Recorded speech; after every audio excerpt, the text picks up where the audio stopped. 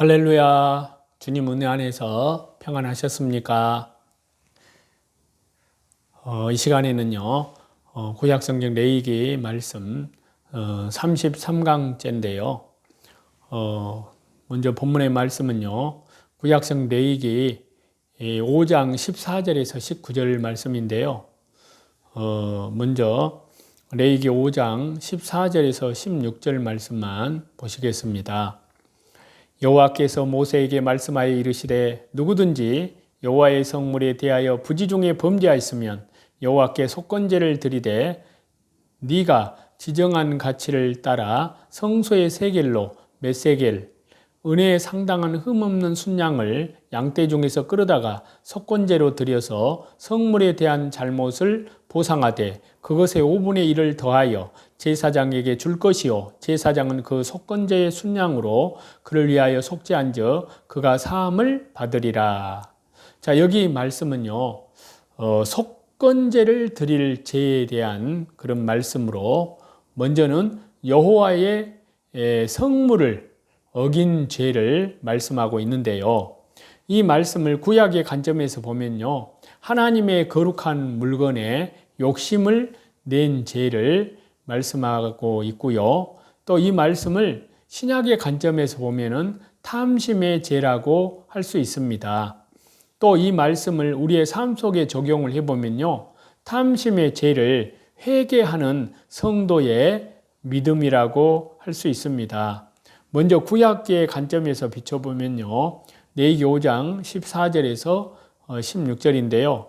여기 말씀은 첫째, 속건제를 드려야 하는 범죄는요, 성물에 대하여 범하는 죄입니다. 여기서 성물이라는 것은요, 하나님께 봉헌된, 헌신이 된 모든 기물 내지 예물들을 의미한다고 할 수 있습니다. 자, 기물의 그 실내로는요, 법궤, 번제단, 또 물두멍, 향단, 등대, 떡상 이러한 것들이 있는데요. 그리고 제물과 예물로는요, 11조, 첫열매 이러한 것이 있고요.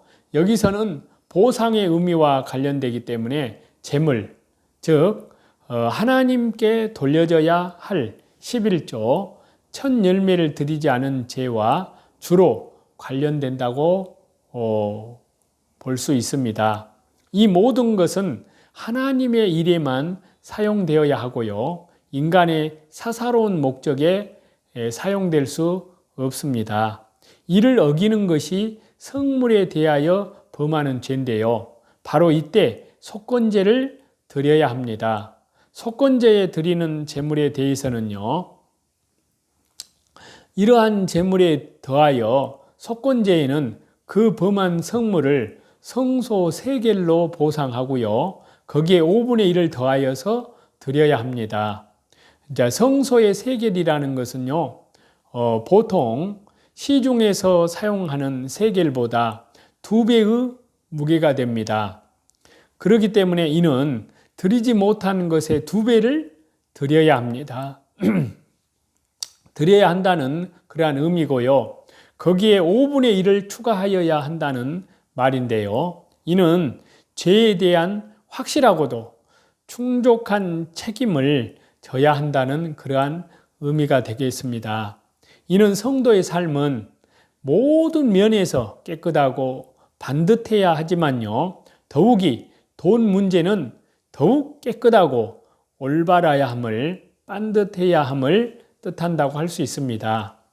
자, 이 말씀을 신약적인 의미로 비춰보면요, 이와 관련된 말씀을 찾겠습니다. 신약성경 누가복음 12장 15절인데요. 그들에게 이르시되 삼가 모든 탐심을 물리치라. 사람의 생명이 그 소유에 넉넉한 데 있지 아니하니라 하시고. 자, 속건제를 드려야 할 제는요, 11조, 첫 열매와 관련됨을 아까 말씀을 드렸는데요, 이는 신약의 관점으로 보면은 탐심의 죄와 관련된다고 말씀드렸습니다. 왜 11조를 드리지 않고 첫 열매를 드리지 않으려고 하는지 그 이유는 간단합니다. 바로 돈 욕심 때문입니다. 더 가지고자 하는 욕심, 더 쌓아두고자 하는 욕심 때문입니다. 예수님은 탐심을 버리라고, 물리치라고 하십니다. 그러면서 직설적으로 사람의 생명이 소유의 넉넉함에 있지 않다고 그렇게 하십니다. 즉, 여기에서 예수님이 말씀하시는 탐심이라는 말씀은요, 다른 무엇보다도 돈에 대한 욕심임을 알 수가 있습니다. 여기에서 탐심으로 번역된 탐욕이란 의미만이 아니라 사기, 강탈의 의미도 지닌다고 할 수 있습니다. 자기 소유가 아닌데 이미 마음은 그것을 빼앗을 준비가 되어 있는 것, 또 속임, 또 뿐만 아니라 수단 방법을 가리지 않고 소유를 쌓으려는 것도 같은 맥락의 모습입니다. 심지어 하나님의 것도 강탈하고자 하는 것이 인간의 마음인데요. 어떻게 이를 강탈할 수 있을까 생각할 수가 있습니다. 간단합니다. 11조를 드리지 않고 정한 그대로 드리지 않으며 또 감사할 조건을 주셨음에도 감사하지 않은 것이 강탈이라고 할 수 있습니다. 그 모든 것을 하나님이 주셨다고 고백하지 않고 오로지 자기가 가져야 한다고 생각하는 그 모습이 곧 강탈자의 모습이라고 할 수 있는데요. 자, 그에 관련되는 말씀이 구약성경 말라기서 3장 8절입니다. 사람이 어찌 하나님의 것을 도둑질하겠느냐? 그러나 너희는 나의 것을 도둑질하고도 말하기를 우리가 어떻게 주의 것을 도둑질하였나이까 하는도다. 이는 곧 11조와 봉헌물이라. 자, 말라기 이 선지자는요, 이 말씀을 통해서 이를 뚜렷하게 지적을 하는데요. 탐심, 그것은 이웃을 향한 강탈, 강도죄라고 말씀하고 있습니다. 그리고 하나님의 것마저 도둑질하는 악행을 라고 말씀하는데요. 그렇게 쌓아두는 사람들은 결코 삶다운 삶을 살 수가 없다는 말씀입니다. 자, 이 말씀을 우리들 삶 속에 적용을 해보면요. 먼저 누가복음 관련되는 말씀, 누가복음 19장 8절과 9절을 보시겠습니다. 삭개오가 서서 주께 여짜오되 주여 보시옵소서 내 소유의 절반을 가난한 자들에게 주겠사오며 만일 누구의 것을 빼앗은 일이 있으면 내 갑절이나 갚겠나이다. 예수님께서 이르시되 오늘 구원이 이 집에 이르렀으니 이 사람도 아브라함의 자손이미로다. 자, 이 말씀을 적용해 보면요, 구약성경 레위기 말씀이요, 성물에 범죄하여 속건제를 드리는 모습은요, 예수님을 통해서 탐심의 죄를 용서받는 성도의 신앙을, 성도의 믿음을 뜻한다고 할 수 있는데요. 여기 누가복음 19장의 말씀에서 세리 삭개오가 그와 같은 대표적인 모습이라고 할 수 있습니다. 삭개오 그는요, 과거에 재물을 쌓아두기에 급급하였고요, 탐심에 사로잡힌 삶을 살았습니다. 하지만 그가 예수님을 만난 후에 그 재물에 대해서 철저히 미련을 버려버렸습니다. 예수님으로 탐심의 죄를 사함받았기 때문인데요. 정확히 말해 탐심이라는 견고한 사슬에서 벗어났기 때문입니다.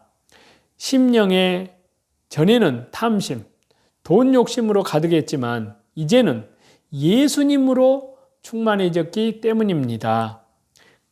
그의 당당한 선언을 우리가 들어보면 알 수가 있습니다. 자, 누가복음 19장 8절인데요. 주여 보시옵소서 내 소유의 절반을 가난한 자들에게 주겠사오며 만일 누구의 것을 빼앗은 일이 있으면 내 갑절이나 갚겠나이다. 자, 소유욕으로부터 탐심으로부터 철저히 자유한 사람의 이 당당한 고백을 들어볼 수가 있는데요. 우주보다 크신 자기를 온 인류를 위해서 내어주신 주 예수님께서 주 예수님을 진정으로 만난 사람이라면 다 이와 같이 기쁨과 환희의 해방선언을 하게 됩니다. 자, 욥기 31장 24절과 25절을 보겠습니다. 이제 욥의 평소의 삶의 고백인데요. 내가 언제 금으로 내 소망을 삼고 순금더러 너는 내 의리하는 바라 하였던가? 언제 재물의 풍부함과 손으로 얻은 것이 많음으로 기뻐하였던가? 자, 세상에 속한 이들과 달리요, 하나님께 속한 사람들은, 그리스도인들은 탐심을 이기고 하나님만을 붙듭니다. 욥은 동방에서 가장 큰 자라 일컬을 만큼 부자였지만요, 금, 순금, 재물의 풍부함을 자랑하지도, 그것이 늘어남에 대한 여부에 연연해하지도 않았습니다. 오직 하나님 앞에서 의로운 삶, 악을 멀리하는 삶을 사는 데에만 마음을 두고 살았던 것입니다. 자, 그래서 욥기 1장 1절과 5절을 보시면요, 우스 땅에 욥이라 불리는 사람이 있었는데 그 사람은 온전하고 정직하여 하나님을 경외하며 악에서 떠난 자들아. 그들이 차례대로 잔치를 끝내면 욥이 그들을 불러다가 성결하게 하되 아침에 일어나서 그들의 명수대로 번제를 드렸으니 이는 욥이 말하기를 혹시 내 아들들이 죄를 범하여 마음으로 하나님을 욕되게 하였을까 함이라. 또 시편 62편 10절을 보시면요, 포학을 의지하지 말며 탈천 것으로 허망하여지지 말며 재물이 늘어도 거기 치심치 말지어다. 또 시편 119편 36절을 보면요, 내 마음을 주의 증거로 향하게 하시고 탐욕으로 향치 말게 하소서. 이렇게 시편에는 여러 합당한 고백들을 하고 있는데요, 탈취한 것에 의해서 마음이 허망해지거나 재물이 늘어나는 것에 마음을 두지 말 것을 권하고요, 또 오직 하나님 말씀만 또 붙들고 어떻게 하든지 탐욕을 멀리하게 해달라고 기도하는 삶을 살았다는 말씀인데요, 이러한 삶을 사는 자가 참된 속건제를 드린 자들이라고 할 수 있습니다. 저와 여러분, 하나님의 은혜 가운데에서 날마다 믿음이 신실하고 날마다 말씀 중심으로, 예배 중심으로, 기도 중심으로 그 믿음이 날마다 성경에 성장해가는 우리 주 예수 그리스도의 장성한 믿음의 분량에까지 그리스도의 순결한 신부들로 예비함이 되어서 우리의 온 영과 혼과 몸까지도 우리 주 예수님 강림하실 때 흠없게 보존되기를 우리 주님께서는 원하십니다.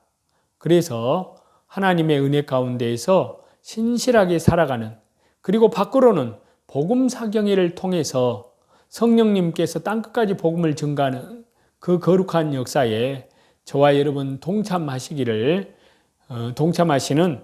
우리 모두가 되시기를 다시 오실 우리 주 예수님의 이름으로 간절히 축원합니다. 찬송 드리시겠습니다. 찬송 582장인데요.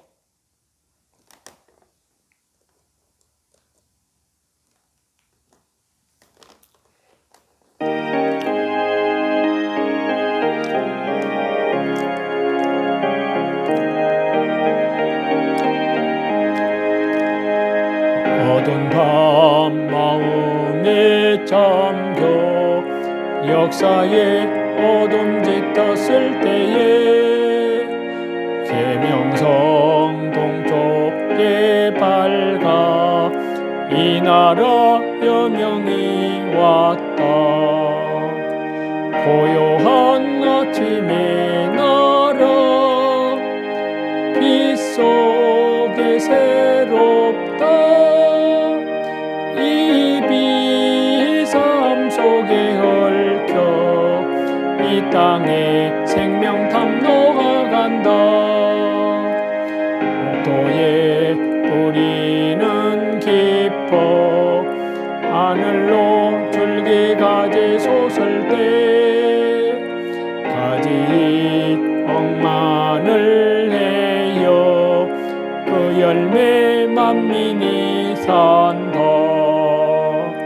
고요한 아침에 날아 일꾼을 부른다.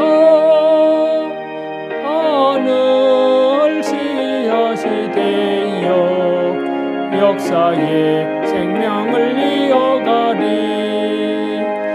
맑은 샘 줄기 송솟아 거칠은 땅에 흘러 적실 때 기름진 푸른 벌판이 눈앞에 활짝 트인다. 고요한 아침에 날아 새 하늘 새 땅아 길이 꺼지지 않는 인류의 햇불 되어 타거라. 모든 존귀와 영광과 감사를 우리 성삼위 하나님께만 돌립니다. 감사합니다.